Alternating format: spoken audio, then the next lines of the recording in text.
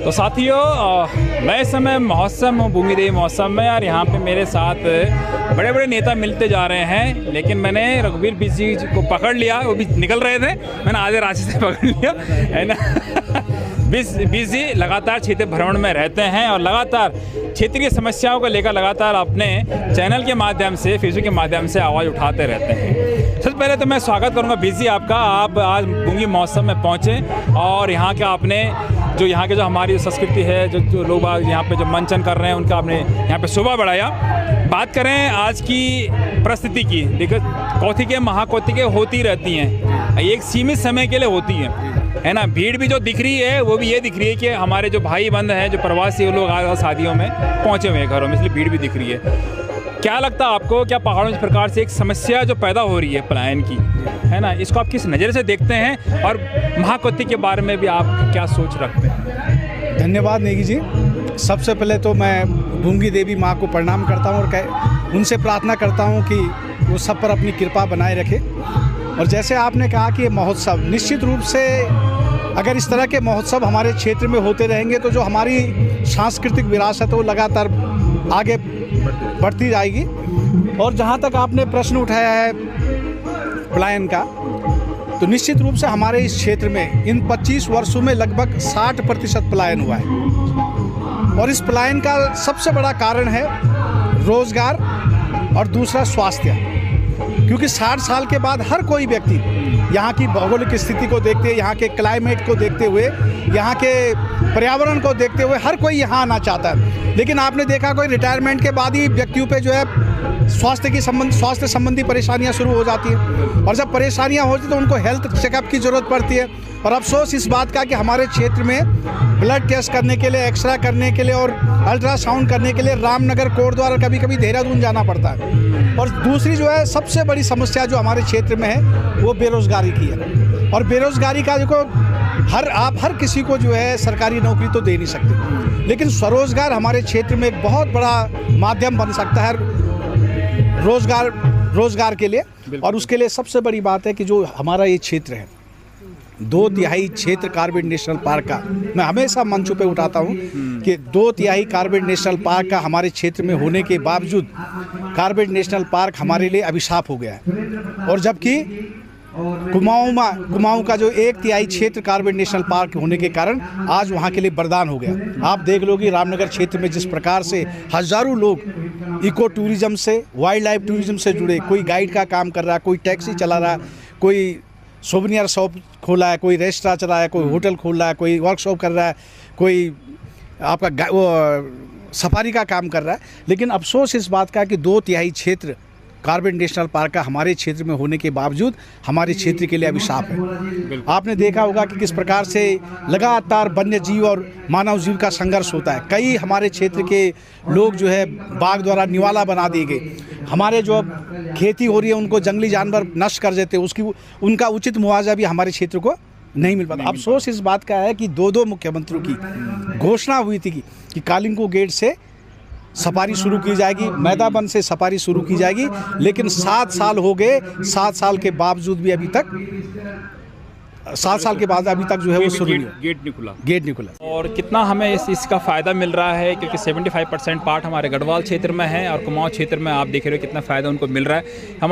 हमारे लोग, हमारे जो भाई हैं वो स्वरोजगार करने से वंचित हैं, क्योंकि उससे काफ़ी फ़ायदा मिलेगा। 4 किलोमीटर की दूराई पे हमारा कार्बेट नेशनल पार्क पड़ता है, लेकिन जाए जानवर हमारे घरों में घुस रहे हैं, नुकसान हमें दे रहे हैं। इसके विषय में अब क्या कहना है, सरकारी क्या लगता है कितनी रणनीति होगी कि इसको गेट खुले और यहाँ पे इनके लिए रोज़गार बने और इनको लगाम करे जो ये लगातार जंगली जानवर रियासी एरिया में पहुंच रहे हैं? देखो नेगी जी, सरकार की इच्छा शक्ति बिल्कुल है नहीं। अगर इच्छा शक्ति होती तो 2 मुख्यमंत्री की घोषणा धरातल पे नहीं उतरी, जबकि मुख्यमंत्री की घोषणा जो है शासनादेश होती है। अगर किसी मुख्यमंत्री ने घोषणा कर दी तो वो शासनादेश होता है। और 2 मुख्यमंत्री ने घोषणा की थी कि कालिंगो गेट से सफारी शुरू की जाएगी, आपका मैदाबंद से सफारी की जाए। 7 साल हो गए, अभी तक वो घोषणा धरातल पे नहीं उतरी है।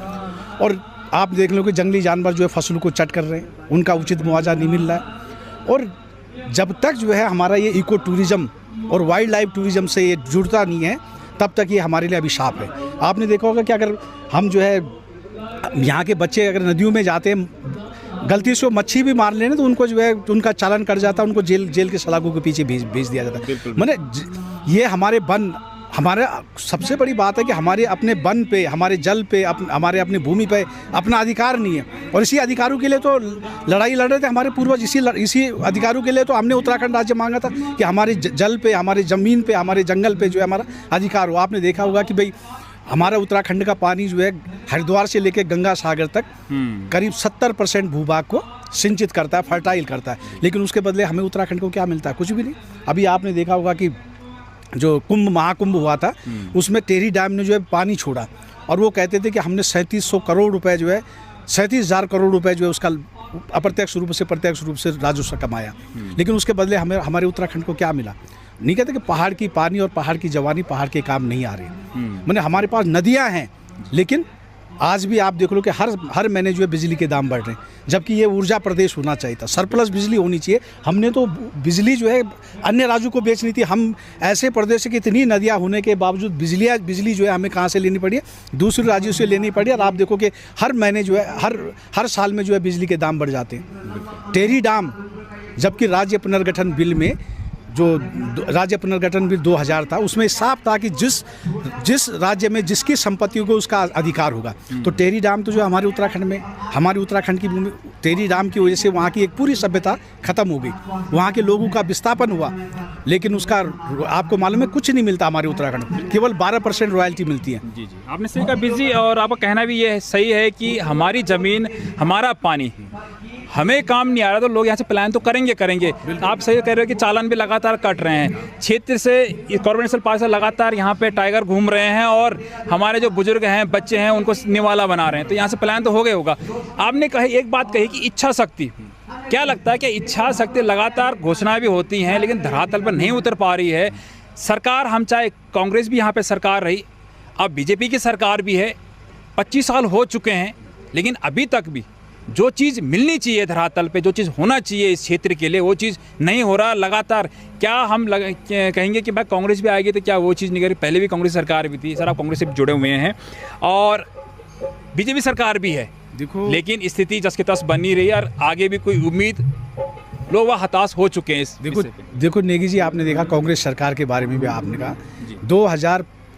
2002 से लेकर 2007 तक ये इस क्षेत्र के विकास के लिए एक स्वर्णिम अध्याय था, जब जनरल TPS राव जी इस क्षेत्र के विधायक थे। उस समय आपने देखा होगा हमारी पूरे विधानसभा में 84 सड़कें, आज जितनी भी आप सड़कें देख रहे हो, जो दूर दूर की सड़कें, चाहे यहाँ से कमंदा हो, चाहे आसूगाड़ हो, चाहे आप चैबड़ हो, चाहे आपका जितनी भी दूर की सड़कें हैं इस विकास खंड की, वो उसी समय स्वीकृत हुई थी। डिग्री कॉलेज बना था, आज डिग्री कॉलेज में ये हालत है कि वहाँ जो है B.Ed क्लासेस जो है बंद होने की कगार पे, जबकि पहले 100 सीटें होती थी, 100 सीटें वो बाहर से आते थे, बाहर के बच्चे जब वहाँ रहने आते थे तो उनके जो आसपास के लोग थे उनको किराए पे चढ़ता था, उससे जो है उनकी आर्थिकी भी सुधरती। हर बच्चा अगर महीने में जो है 4-5 हज़ार भी खर्च करता था तो वो पैसा कहाँ, चाहे दूध वाला हो, चाहे सब्जी वाला हो, चाहे रेंट पे हो, कम से कम उन लोगों को मिलता था। आज जो है B.Ed जो है बंद की कगार पे, वो जो प्रोफेशनल कॉलेज खुला था, व्यावसायिक महाविद्यालय खुला था, आज वहाँ B.Ed जो है समाप्ति की ओर है।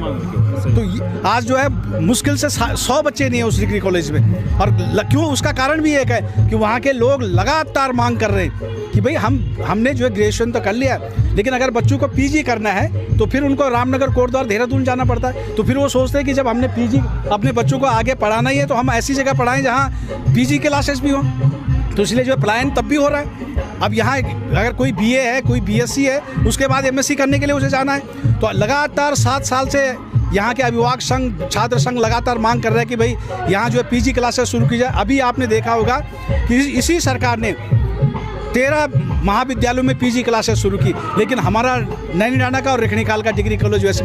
और जबकि आप देख रहे होंगे पूरा जो नैनीडांडा, रिखणीखाल और जयहरीखाल क्षेत्र है वो हमारे पूरे जिला पौड़ी का सबसे दूरस्थ क्षेत्र है। और मैं तो अनुरोध करना चाहता हूं कि जिस प्रकार गोदियाल जी ने अपने राढ़ क्षेत्र को बैकवर्ड क्षेत्र घोषित किया, हम सरकार से मांग करते हैं कि इस क्षेत्र को भी जो है बैकवर्ड क्षेत्र घोषित किया जाए, क्योंकि बैकवर्ड क्षेत्र घोषित होगा तो जितने भी हमारी जो है, चाहे मेडिकल हो, चाहे इंजीनियरिंग हो, चाहे पब्लिक सर्विस कमीशन हो, चाहे स्टाफ सिलेक्शन कमीशन हो, हमारे बच्चों को हमारे आरक्षण का लाभ तो मिलेगा। जी, तो हमारी एक मांग भी होनी चाहिए, हमारी इस क्षेत्र के वासियों की मांग है कि जिस प्रकार राढ़ क्षेत्र को बैकवर्ड क्षेत्र घोषित किया गया, उसके सारे मानक हम पूर्ण कर रहे हैं। बिल्कुल बीजी आपने सही कहा। क्षेत्र में जो काम हुए वो भी हमने देखे हैं, टीपीएस रावत के समय भी हमने देखे हैं, काफ़ी रोड आ रहा है, उन पे अमल भी हो रहा है, उन पे काम भी चल रहा है, हम देख भी रहे हैं। अगर बात करें हाल ही में हमारे महंत जी ने यहाँ पे अभी एक मीटिंग रखी थी जिसमें कि सभी लोग पहुँचे थे ये पानी की समस्या को लेकर, है ना।